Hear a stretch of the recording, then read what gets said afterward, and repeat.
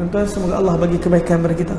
Saya nak kongsikan sikit beberapa amalan tuan-tuan sebelum kita habis ni, supaya hari ni saya dan saya sendiri kita betulkan rumah tangga kita dengan amalan-amalan Nabi sallallahu alaihi wasallam. Satu amalan yang tuan-tuan perempuan dah biasa buat dah pun, mungkin hari ni kita nak hadirkan amalan ni lagi supaya kita tenang dalam hidup kita bersama dengan amalan. Daripada Ummu Salamah radhiyallahu taala anha radhiyallahu taala anha, isteri Rasulullah sallallahu alaihi wasallam berkata, aku mendengar Rasulullah sallallahu alaihi wasallam bersabda, tidaklah seorang hamba yang mengalami musibah lalu mengucapkan doa di atas, melainkan Allah Subhanahu wa taala akan memberi pahala di atas musibahnya, dan dengan yang lebih baik Allah akan menggantikan daripadanya. Apa doa ni tuan-tuan? Kata Ummu Salamah radhiyallahu anha, aku baca doa ni ketika suami aku meninggal dunia. Siapa dia suami Ummu Salamah sebelum berkahwin dengan Nabi? Abu Salamah.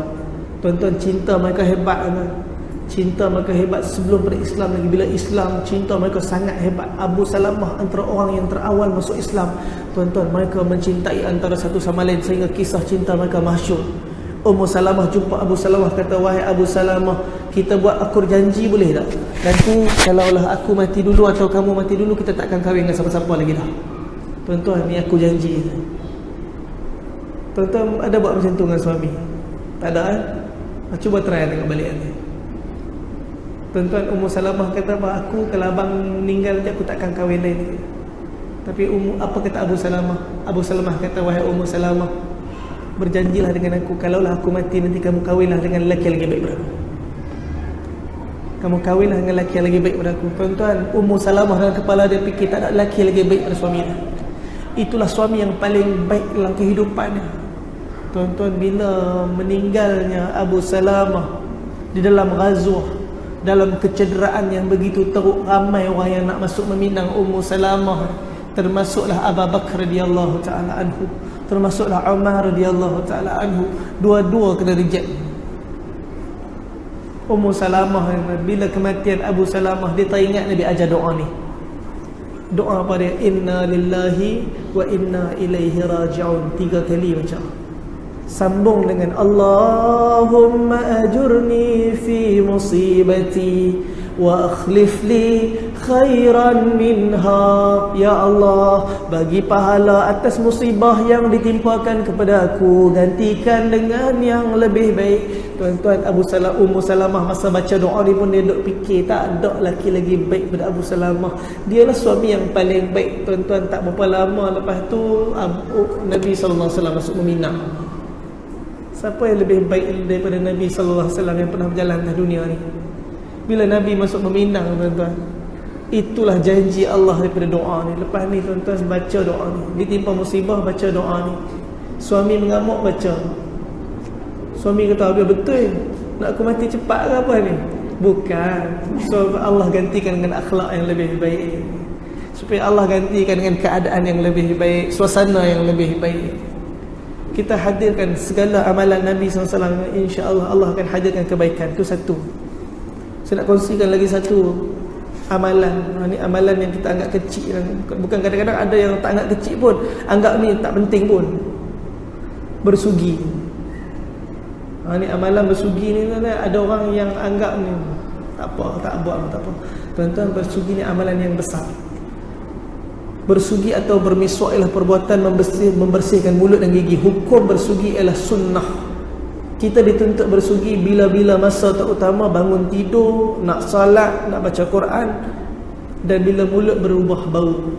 Tapi Nabi sallallahu alaihi wasallam bersugi bila kerap sangat. Nabi masuk rumah sugi, Nabi tak baca Quran sugi, sebelum salat sugi, duduk dengan para sahabat sugi. Aisyah kata, aku takut kerapnya Nabi bersugi, takut berdarah gusi Nabi sallallahu alaihi wasallam. Tuan-tuan, sugi ni ada kat masjid ni pun ada apa keliling ni? Ada orang jual? Tak ada. Tuan-tuan cari sendirilah. Dekat Tesco semua ada kot. Ingat kat kedai-kedai yang jual barang sunnah apa semua. Kalau tuan-tuan nak dapat yang berkotak-kotak, beli carton berkotak-kotak, beli, simpan, tak apa. Orang datang bagi hadiah. Lepas ni tukar sikit suasana kenduri kahwin. Kita selalu duk guna goodies, benda pelik-pelik ni, gula-gula habis jahanam gigi budak. Seronok budak-budak, balik datang kenduri dapat gula-gula coklat. Habis gigi budak-budak kan, kita tukar kepada benda yang lebih manfaat kan. Lepas ni goodies boh sugi, ikat reben sikit lagi cantik, klip reben, oh cantik. Kita bagi sugi, terangkan sikit ni kayu sugi, sampai bagi ni sugi tau, sugi. Takut tak tahu kan, koyak ni kayu apa ni, bagi kat anak jolok hidung abang. Amalkan sugi. Nabi SAW amal sugi. Saya tinggal sugi salam kereta. Ada siapa ada contoh?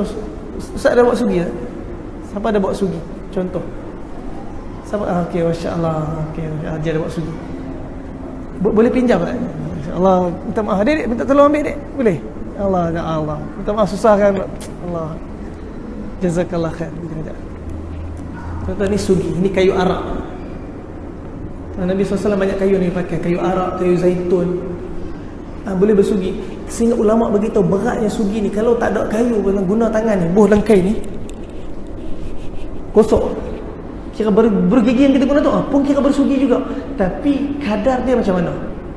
Kita cuma kadang-kadang sehari sekali bergigi ni. Tengah hari tu dah busuk bengak dah mulut masing-masing. Tuan-tuan, bersugi ni Nabi SAW ni ruas dekat hujung ni, dia bergantung. Ni kalau sugi yang kurus macam ni, kadang-kadang sugi besar ni ada, yang besar ibu jari pun ada. Kita tengok pada kadar ikut suka kita minat yang mana. Tuan-tuan beli, okey, potong sikit kat ruas hujung. Lepas tu gigit-gigit sampai dia jadi berus macam ni. Lepas tu cara pegang dia, panjang dia sejengkal, pendek dia. Bila habis, ada orang yang pakai kayu sugi sampai dah macam pisau, apa nama pensel kontot tu. Itu pun dia gagah tonyoh lagi, tuan-tuan, tertelan syahidnya. Jangan buat benda pelik-pelik macam tu. Nabi ajar sampai pada 4 jari ni, okey dah. Sampai sini habis dah. Panjang ni dah tak boleh pakai dah. Dah boleh buang. Guna sugi. Berapa banyak kali nak guna ni? Sekali satu ruas ni. Bergantung pada tuan-tuan. Kalau sehari tu dah gonyoh sampai 8 kali, dah rasa macam dah tak ada apa, dah rasa dia pun dah hilang apa semua dah, okey, boleh potong, mulakan ruas yang baru. Sahabat saya yang istiqamah dengan sugi ni, tuan-tuan, ada satu orang pada Pakistan, dia cukup-cukup istiqamah dengan sugi. Satu hari tu saya tengah wuduk, dia lari masuk kat dalam tempat wuduk. Dia tengok saya, tuan-tuan, muka cemas. Dia kata, baik, sebab dah nak qomat dah ni, lepas azan. Dia muka cemas, dia kata, baik Abdul Surah ke sugi hilang, mere sugi ghaib ya.